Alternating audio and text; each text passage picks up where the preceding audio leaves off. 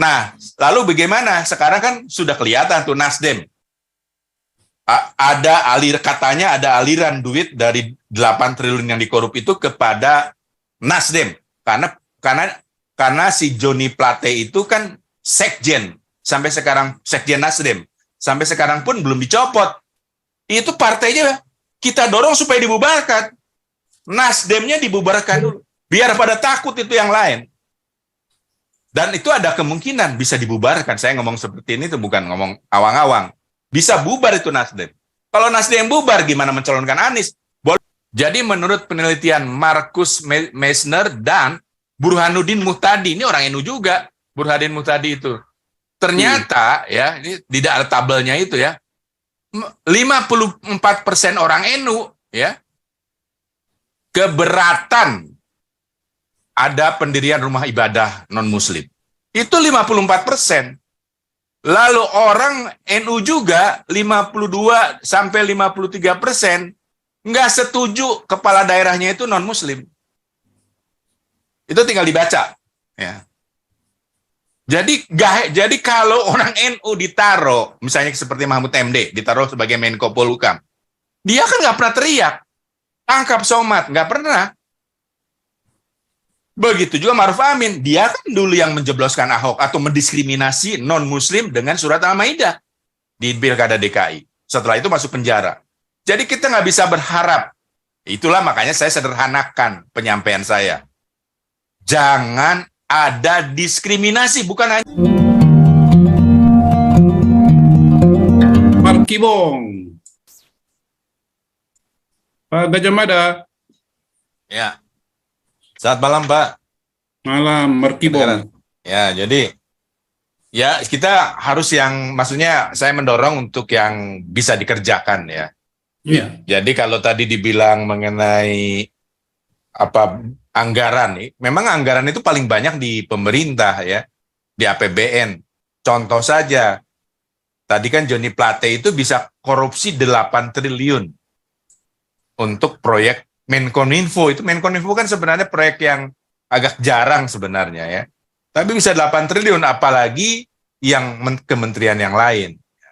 Jadi memang duitnya di situ. Kalau dikaitkan dengan agama, ya usulkan saja. Rumah ibadah itu lebih bagus urunan umatnya. Jadi jangan dari APBN. Ya. Supaya bisa dinikmati yang APBN itu oleh semua agama. Karena saya masih percaya bahwa 60% itu non-muslim sebenarnya. Selama KTP, kolom agama di KTP belum dihapuskan, itu masih kebohongan. Kan nggak berani kan? Nah, jadi ini ada manipulasi. Memang Indonesia ini kaya. Betul kaya. Pulau Jawa Barat saja, Provinsi Jawa Barat itu paling subur. Pulau Jawa itu yang paling subur. Kalau di Jabar dari Jawa Barat sampai Jawa Timur. Kalau dibuat umum dari Lampung sampai Bali, itu produksi padinya besar sekali.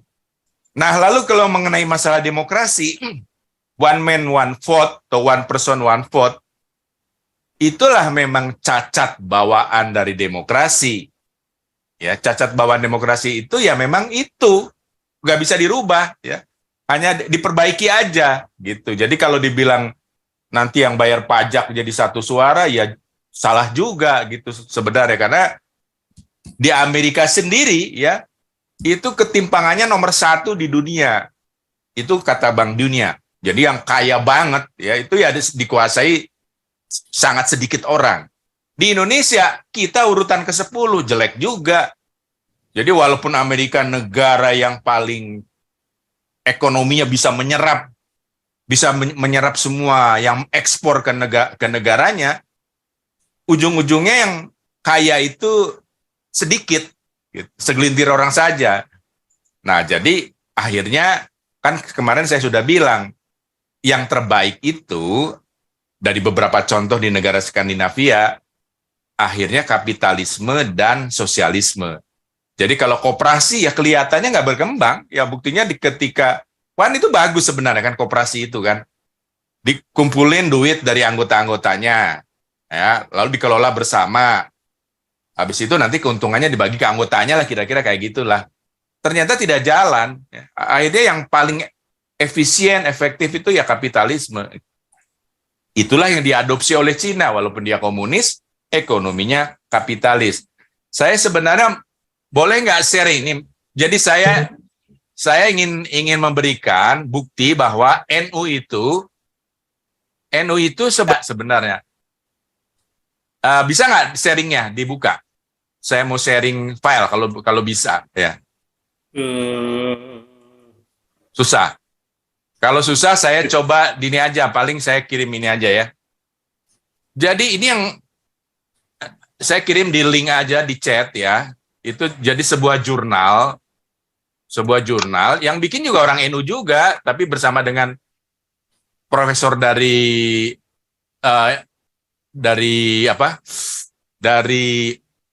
Australia ya. Jadi ini The Mythm atau bahasa Indonesianya mitos NU organisasi toleran. NU itu tidak toleran sebenarnya.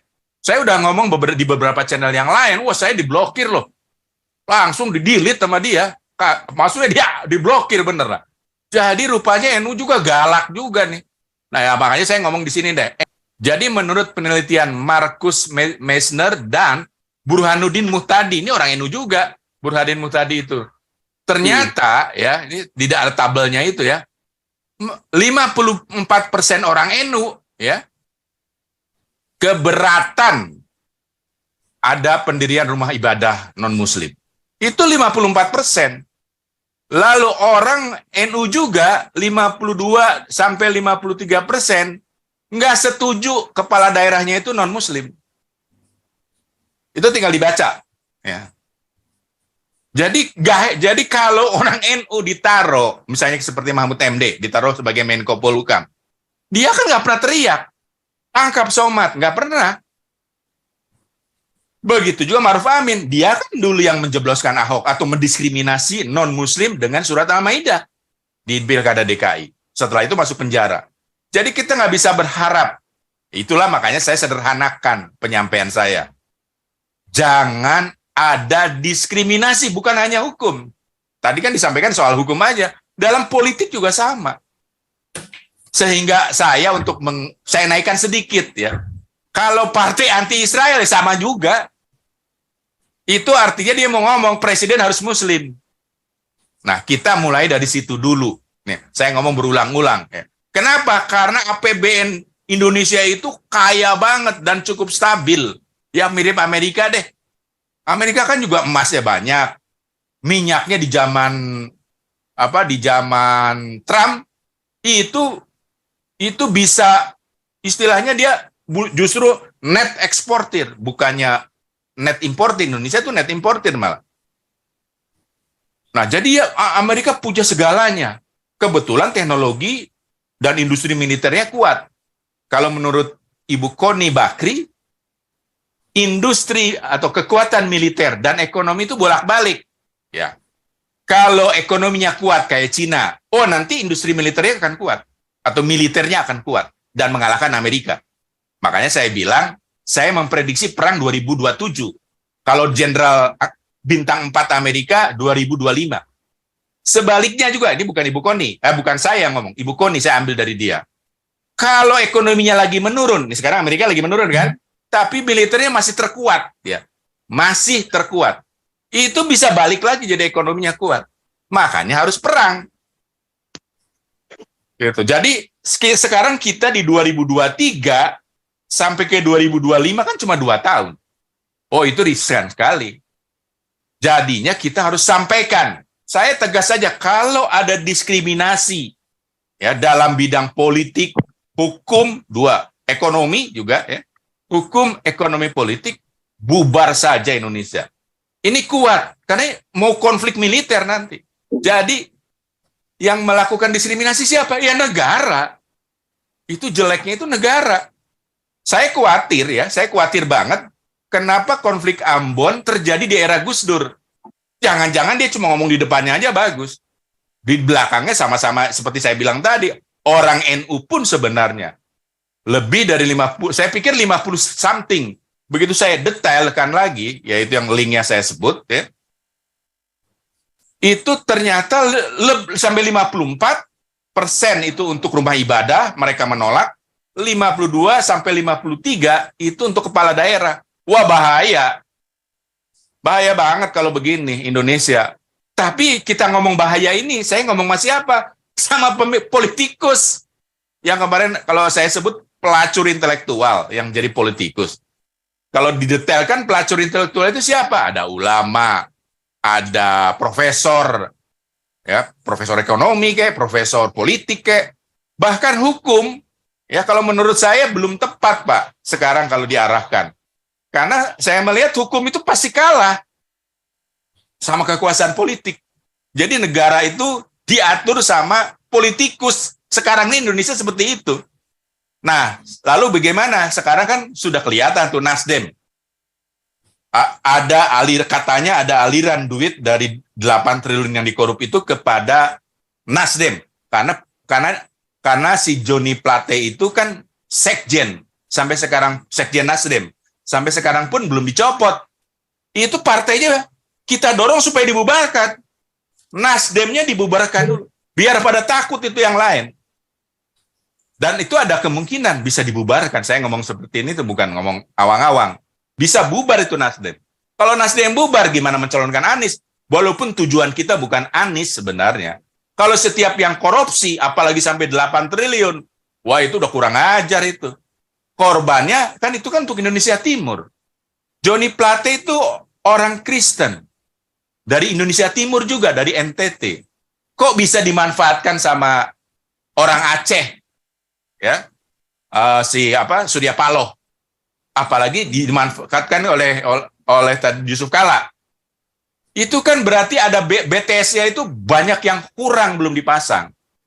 Walaupun kita dikelabui seolah-olah 3G sudah tidak berlaku lagi. Telkom kan begitu kan, 3G nggak, semua 4G. Nah, jadi sebenarnya ya saya mau mendorong yang ke depan ini. Ke depan ini yang sebenarnya di depan mata kita. Gitu. Kalau mengenai demokrasi Amerika dan demokrasi Indonesia, ya kan itu Amerika sudah belajar ratusan tahun. Kemarin pun Texas itu udah mau merdeka loh. Siapa Pak Teddy itu yang di Amerika? Texas itu udah mulai merdeka gara-gara Trump dibatalkan, menurut Trump itu curang. Bahkan rakyat Amerika itu dikeroyok Capitol Hill. Sama kayak kita zaman dulu. Jadi Amerika sudah sama kayak negara Indonesia. Gedung MPR DPR dinaikin atapnya. Kalau ini di Amerika orang yang masuk dan orang ditembak loh di sana satu. Ada yang mati. Kalau kita nggak ada. Siapa yang lebih barbar? Amerika lebih barbar sebenarnya. Karena udah jengkel. Amerika merasa juga demokrasinya itu kayak nggak bener. Kayak ada yang salah. Dan mereka kritikan sistem voting elektronik itu. Yang dikritik. Nah, jadi supaya singkat saya ngomong gitu aja. Nanti maunya sih dibantah gitu. Supaya ada diskusi. Jadi sekarang itu yang bisa kita lakukan ya memang jangan golput. Ya, kita pilih yang kalau bisa itu yang terbaik kalau bisa, tapi kalau pilihannya yang terbaik dari yang buruk ya apa boleh buat, jangan golput kita. Jadi seperti Owen Fang kan agak bingung juga mengenai pencapresan sekarang karena memang dibikin bingung ya. Dibikin bingung, nanti panjang lagi kalau cerita kayak gini ya. Tetapi sebenarnya ada kue atau duit yang gede sekali di APBN Indonesia. Indonesia itu ekonominya besar, walaupun jomplang, ya. Tapi ekonominya sangat besar, jadi kalau dikorupsi 8 triliun aja, nggak kerasa sepertinya. Utang kita tuh memang ditakut-takuti, tapi dulu tuh 100% di zaman dolar 17.000, ya. Itu 100% rasio utang kita. Sekarang kita antara 30 sampai 40. Dan nanti akan turun lagi sebenarnya bisa. Jadi masih kuat lah. Sementara Amerika katanya amit-amit itu kok. Utangnya nggak bisa dibayar itu. Karena plafon utangnya tidak disetujui untuk naik. Ya. Nah, jadi kita masih tidak berisiko seperti Amerika. Padahal Amerika negara kaya.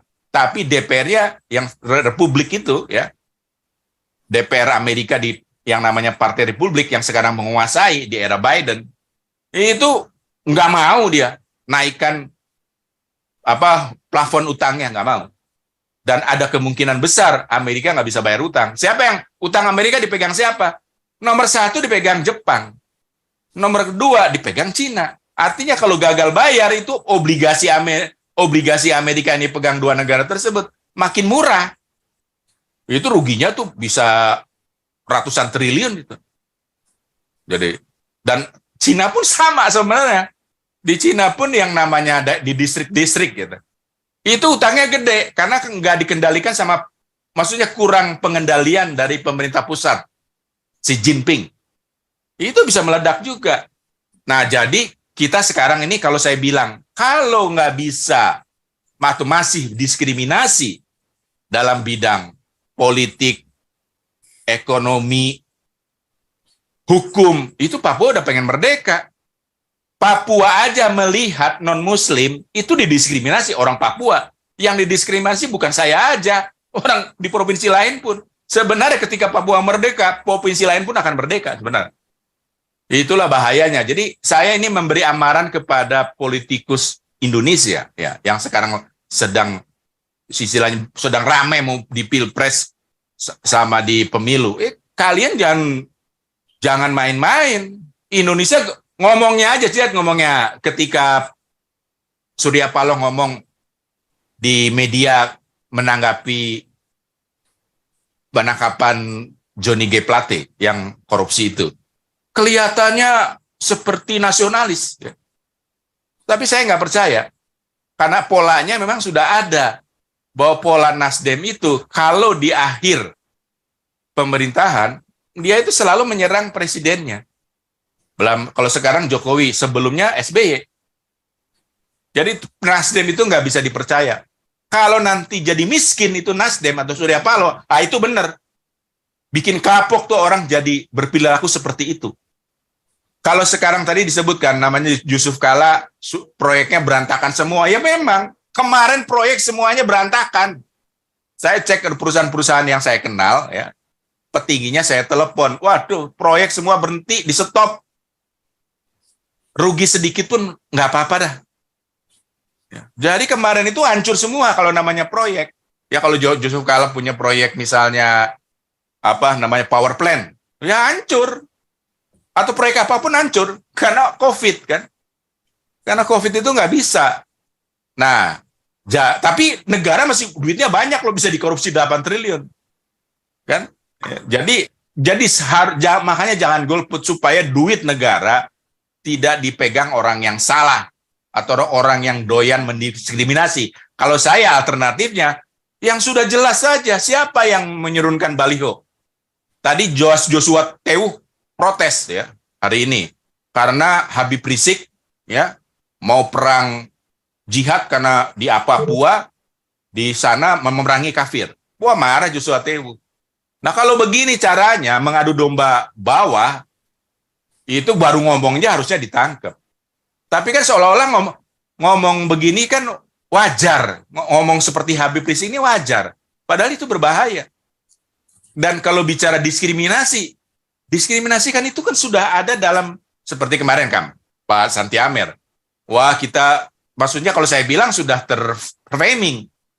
Nggak bisa lah kalau namanya presiden non-muslim. Justru kita harus tegaskan, presiden non-muslim. Kalau mereka jelas-jelas mengatakan diskriminasi. Ya seperti di zaman Pilkada DKI. Kan itu jelas-jelas mereka katakan, Al-Maidah.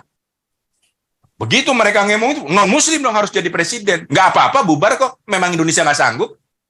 Indonesia kalau jelas tidak sanggup untuk memimpin kemajemukan. Ya. Tetapi kita negara yang kaya, tapi tidak sanggup, ya bubar aja. Biar setiap daerah dipimpin oleh pemimpinnya masing-masing. Ya, akhirnya yang menjadi lemah. Indonesia itu kuat karena gede sebenarnya. Dan sebenarnya buat saya juga, makanya namanya saya Gajah Mada, saya ingin kok bisa ya dari zaman Majapahit bisa seperti ini. Tapi sebenarnya masih debatable, ya tidak bisa mutlak saya jelaskan bahwa Majapahit sudah begitu hebat. Ya, saya kemarin menjelaskan mengenai kapal Jung Java itu gedenya nggak kira-kira kalau dibandingkan dengan kapal Eropa. Kita hanya kalah meriam saja. Kapal kita ditimbak sama meriam Portugis nggak mempan. Karena punya lapisan beberapa. Di lapisan keempat pelurunya berhenti. Gitu. Jadi kita kuat, ya. Kalau dari sisi kapal kuat untuk menguasai kepulauan Nusantara. Tapi masih belum ada bukti bagaimana istilahnya ada sistem pemerintahan di banyak tempat gitu. Kita beruntung karena dijajah Belanda. Kafir juga, bukan karena ulama. Karena dijajah Belanda lah kita punya hak bahwa semua penjajahan Belanda itu Indonesia. Haknya dari situ. Kita berterima kasih. Karena Belanda ini ada bukti sistem pemerintahan dari mulai Aceh sampai Papua. Nah, kalau Majapahit ini masih ragu-ragu, masih ada yang banyak yang bantah. Gitu.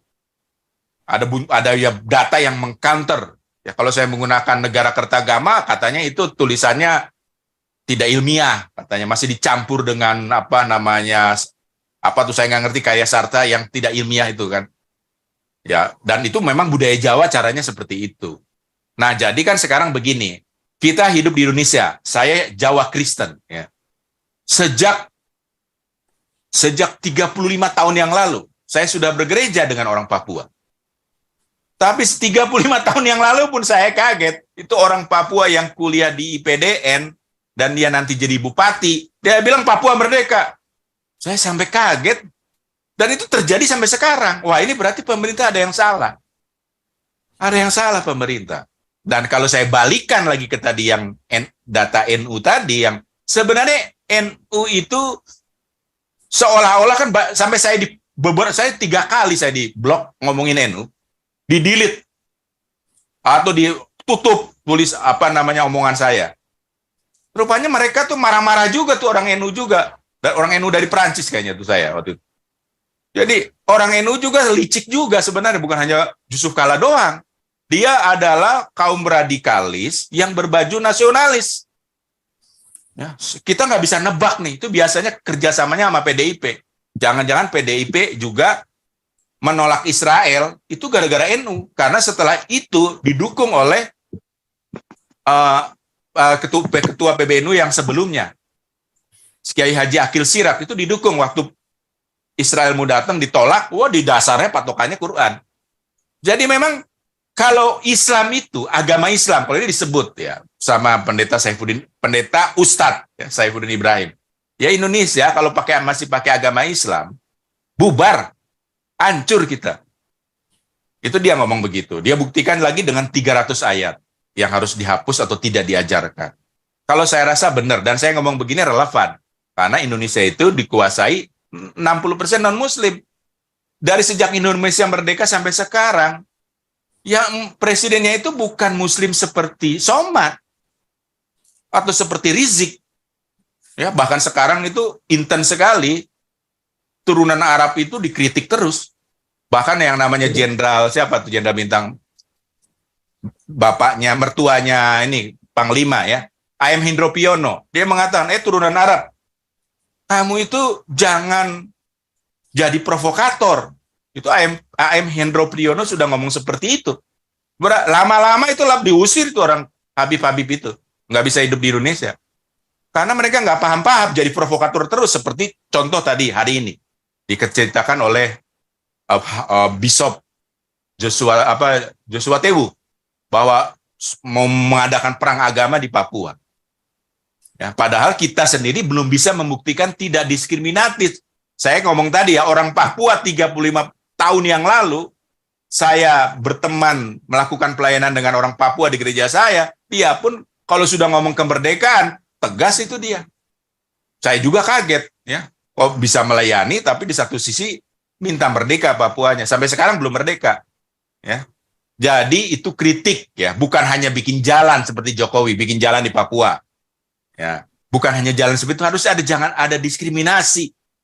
Ya, jadi nggak bisa, diskriminasi itu terlihat di provinsi lain, nggak mungkin lah ngomong saya tidak melakukan diskriminasi, tetapi kenyataannya di Lampung orang lagi ibadah di stop, begitu juga pendirian rumah ibadah di tempat lain di stop. Jangan-jangan itu kalau Borobudur dibangunnya sekarang itu nggak dapat izin itu, untung saja dibangun di era Majapahit itu, di era Sailendra. Kan itu bahaya, ya. Jadi memang kenapa bisa seperti itu? Dulu waktu kecil saya nggak ngerti loh. begitu saya baru sekarang, begitu saya sudah banyak waktu untuk belajar, baru saya ngerti. Itu pun karena ada Saifuddin Ibrahim. Baru nggak saya ngerti ternyata biang keroknya tuh bagaimana kalau kitab sucinya ngomong diskriminatif. Makanya tadi kan sunnah ya, Hitler itu ahli sunnah. Ya kalau semakin jago Islam, ya akhirnya jadi diskriminatif. Itu saja komentar saya Pak Santi Amer. Oke, terima kasih Pak Gajah Mada ya. Jadi masalah NU dan Muhammadiyah itu kalau saya baca dari penelitiannya siapa namanya itu ada dari International Religion for Peace yang bekerja sama dengan Yeni Wahid ya, Gus Dur apa itu namanya, itu ada institusinya itu. Memang itu NU sudah diinfiltrasi gerakan ideologi transnasional, demikian juga Muhammadiyah. Jadi kalau ada 52% atau berapa itu tadi, ya memang itulah yang mereka yang masuk ke dalam itu. Banyak juga masjid-masjid daripada NU yang tadinya diurus oleh para ulama NU itu dikuasai mereka secara pelan-pelan gitu. Dan itulah yang terjadi pada NU dan Muhammadiyah di dalam hal menghadapi ideologi transnasional yang mereka juga sudah diinfiltrasi. Tapi tidak semuanya ya. Kalau saya baca buku ini dengan penelitian ini, hasil penelitian ini tidak semuanya mereka. Dan mereka sekarang sedang berjuang untuk mengembalikan marwah daripada NU itu sesuai dengan Kitab 1926. Yang jadi masalah begini Pak Hendro, Pak Paul Zhang itu 2 hari yang lalu. Jadi kalau saya kemarin itu rata-rata. Ya. Itu Paul Zhang yang ngomong. Whatever lah itu, tetapi makanya nggak akan berhasil kembali itu. Ya, oke lah, itu sah-sah aja, semua berpendapat begitu ya. Jadi sah-sah aja, kita tidak menyangkal itu. Tetapi ini adalah suatu hasil penelitian internasional ya, yang objektif dan dilakukan oleh orang Indonesia dan pakar-pakar dari luar negeri. Ya, kita nanti bisa membandingkan lah. Jadi kalau disebut dengan persentasenya sekian itu berarti masih ada sekian persen yang seperti aslinya. Dan mereka sekarang lagi berduka ini bagaimana mengatasi. Jadi masih ada di dalamnya itu yang baik-baik, yang itu mereka butuh teman untuk memperjuangkan negara Republik Indonesia yang berasaskan Pancasila. Itu aja tambahan dari saya untuk kita melihat secara objektif gitu. Oke. Nah ini yang saya katakan ini salah satu ya, PBNU, Desa Pemerintah Cegah Ideologi Transnasional ini. Jadi ini adalah di zaman daripada si Balehong itu. Si Balehong ini yang kurang ajar. Di tahun-tahun ini yang mereka tumbuh subur itu, ya sampai ke istana masuk itu dana dari negara luar sana, ya untuk bagaimana Wahabi melaksanakan suatu program tawaran dengan jutaan dolar uang itu masuk. Dan itu paling kala jengking mungkin atau ya kala jengking saat itu menjadi wapres. Jadi itu saya kemukakan ini untuk kita melihat secara objektif ya, ada plus minusnya lah. Jadi tidak main pukul rata. Oke, saya mau kembali ke ini dulu ke Pak Galaksi ya. Tapi nanti kita kalau boleh paling lama jam 12:30 di Indonesia udah harus selesai Pak ya. Kau bilang kau menang debat, lawan domba yang sesat. Kau bilang banyak yang tobat,